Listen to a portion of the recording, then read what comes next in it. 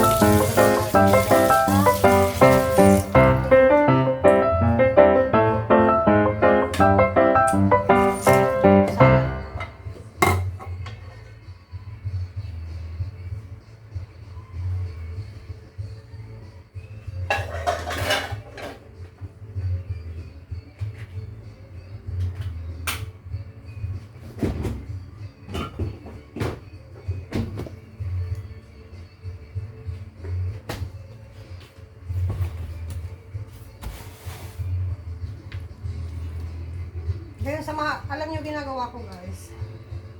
Bumibili na lang ako ng chlorine tapos tinutunaw ko siya dito.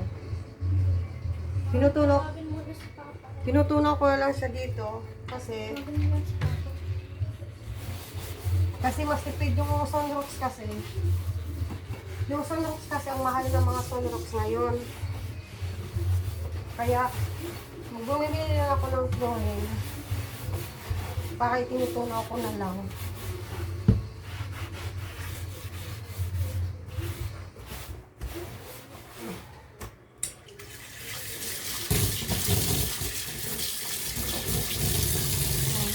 Ganito lang natin gawain.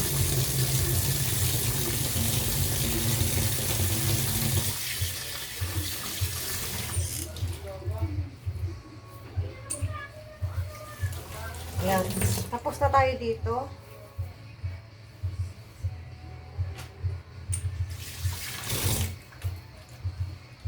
Sa ating kusina. Shoo!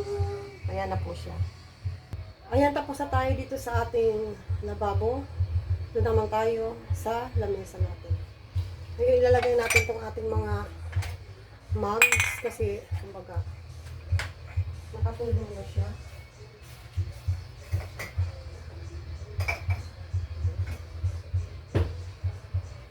Alam nyo guys,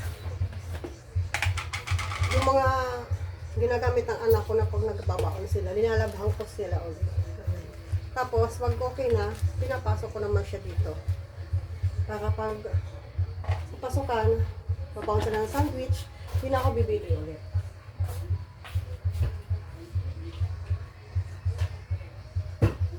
Ngayon lang. Sa panahon ngayon, maging mag-discarte ka. Hindi pwede yung maging ma-arte. Kung pwede pang gamitin, gamitin natin.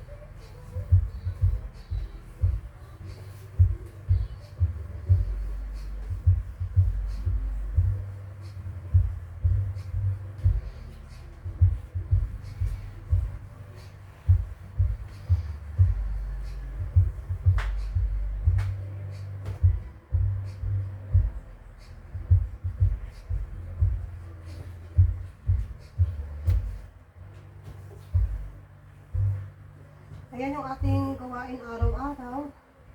Kailangan maglinis lagi. Maging malinis sa bahay. Kahit hindi man maganda ang bahay, basta maging malinis ka lang, mas maganda pa yan sa mga magandang bahay na nakita natin, ang gagara ng mga gamit. Useless lang yan kung hindi naman nilinisan, diba? Mas maganda yung, kahit hindi maganda yung bahay mo, basta araw-araw nililinis, okay yan.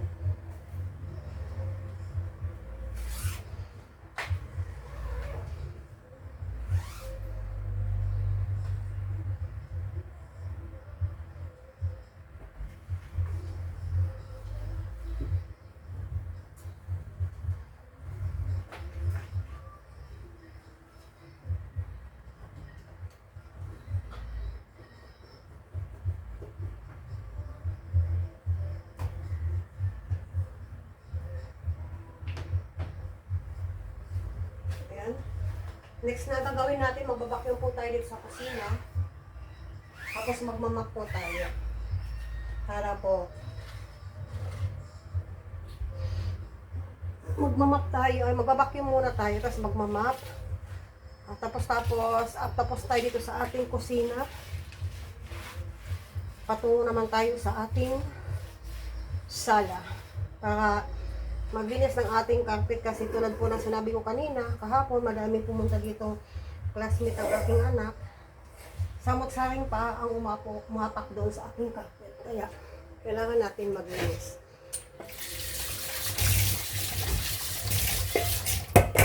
Magbabacuum naman po tayo muna. Ayan, magbabacuum tayo.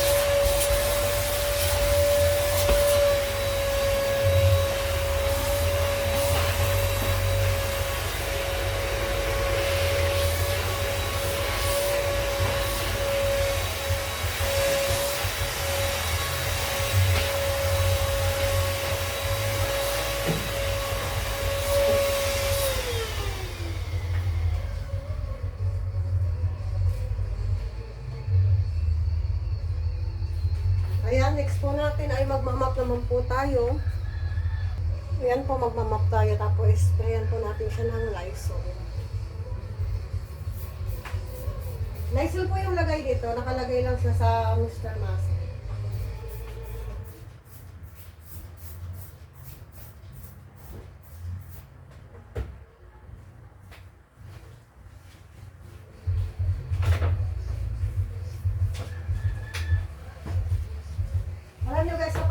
Pag naghiga ako,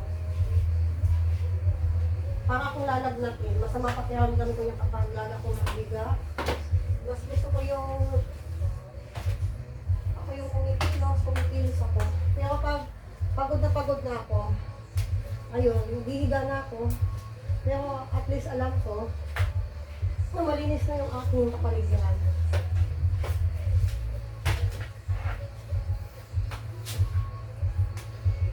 Tapos, pag Sabado at Linggo, kapag may practice yung aking baby sa school, ako yung nagtitinda. Titinda ko ng ice candy, tinda ko ng junk food, mga gusto ng mga bata, tulad ng mga piatos, mga ganyan, tapos mga juice, ganun.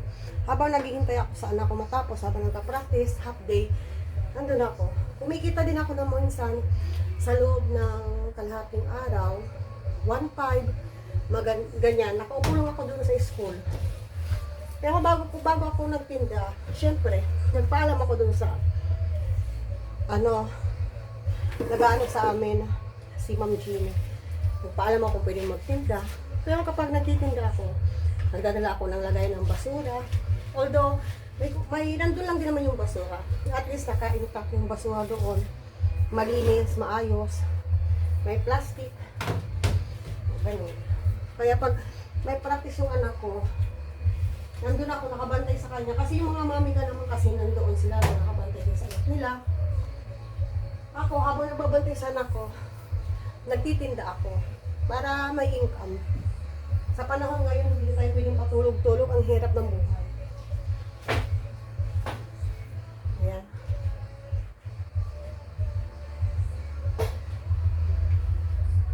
Magbabakyong ulit tayo.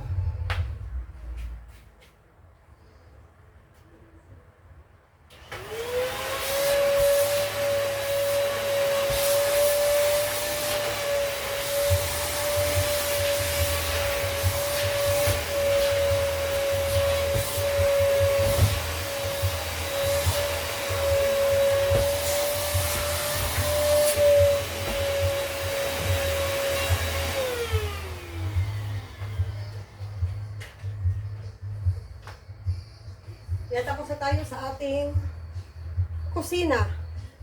Tutungo naman tayo doon sa sala. Ayan, mamaya. Thank you.